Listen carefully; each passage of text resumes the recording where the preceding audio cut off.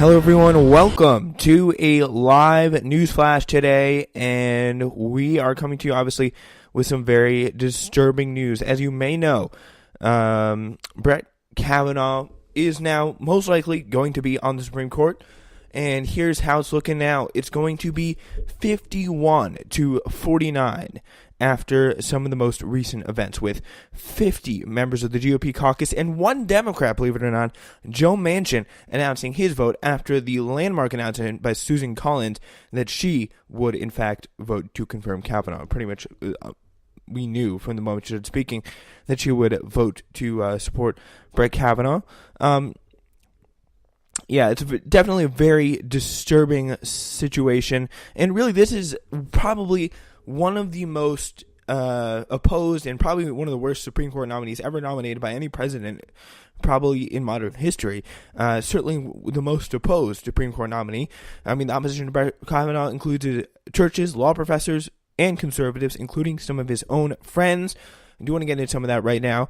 Yeah, I mean, obviously we know Senate Democrats, members of the Me Too movement, who believe that Christine Blasey Ford, Deborah Ramirez, they're telling the truth when they say they were sexually assaulted by Brett Kavanaugh or harassed in some way, shape, or form.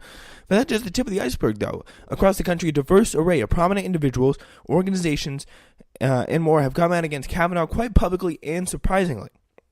Unlike the divide on Capitol Hill, which is predictably stark with the exception of some wavering senators, the national opposition to Kavanaugh's elevation includes groups such as Mormons and Christians, conservative scholars, and legal figures, including Supreme Court Justice John Paul Stevens came out against him. A Republican president, Gerald Ford, has also spoken out against the nominee. Saying, quote, "I think his performance at the hearings caused me to change my mind."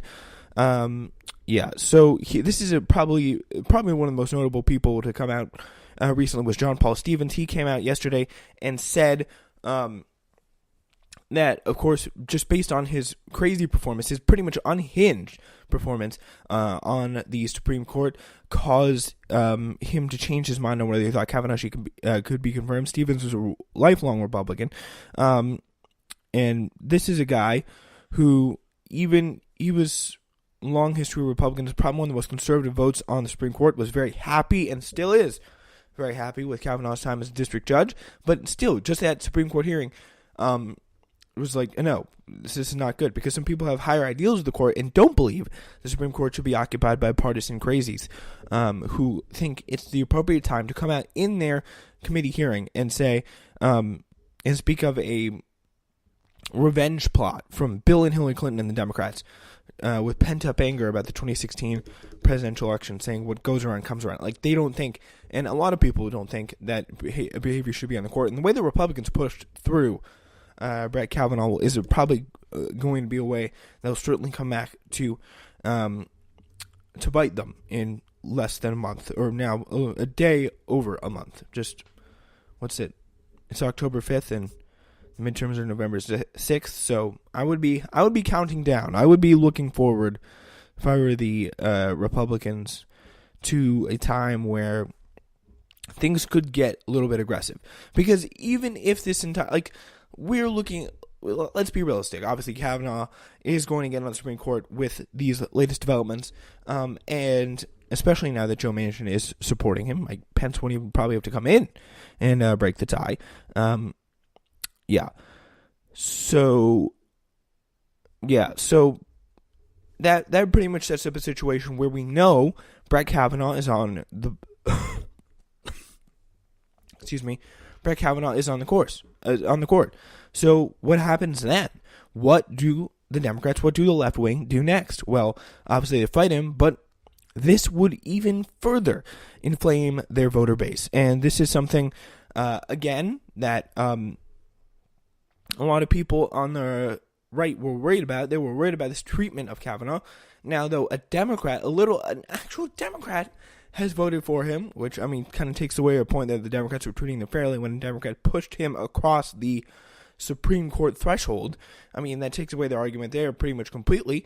And he's going to get on the Supreme Court. So right now, the Republicans really, they have everything they want, which is a very dangerous situation for them to be in today's political world, where especially you have a left wing that's so enraged about the way things are currently going on. So that kind of attitude is only going to be one thing. It's going to be more political aggression from the Democrats, and very, very justifiably so, in the next month or so when they get in the Senate. So it'll be interesting to see about these polling. And if you're a Democrat, if you really want to enroll that left-wing base, I think it could be a good idea to consider some of that going forward. But really the question is, how will Justice Kavanaugh rule? Well, we know he's going to be very anti-labor. He's expressed that in the past. He's going to be very pro-military state. He's going to be a pro-militarism. From what we've seen, and he's also has shown past tendencies of going against the ideas of pre-existing conditions, despite what Susan Collins might say, and just a generally aggressive attack and problems with healthcare, and yeah, that among other things is what Kavanaugh is going to bring to the court. I do wish we could get a little bit more into his record here, but just some of what happened. Susan Collins did a lengthy speech on the Senate floor that dwelled as much on Justice Kavanaugh's judicial record as on the sexual misconduct charges that have consumed his nomination. She concluded we would be ill-served in the long run if we abandoned the presumption of innocence, which literally no one has. I don't think anyone has come out and said he is guilty of sexual assault. But what a lot of people, including myself, have said we should take all women seriously. We should give them a chance to speak their allegations and prove their allegations. And if they're not proven, then obviously the allegations go away. But what we have said is they should not be attacked in any way. And throughout these past 2 weeks, Republicans and the entire right wing have just spat in the face of that humble request. So yeah, that's pretty much just how it works there. So yeah, Manchin, a Democrat, immediately followed with a statement proclaiming his support of Kavanaugh. So yeah, he said, I have reservations about this vote given the serious accusations Judge Kavanaugh and against Judge Kavanaugh and the temperament he displayed in the hearing, and my heart goes out to anyone who's experienced any type of sexual assault in their life. However, based on all the information I have available to me, including a recently completed FBI report, I have found Judge Kavanaugh to be a qualified jurist.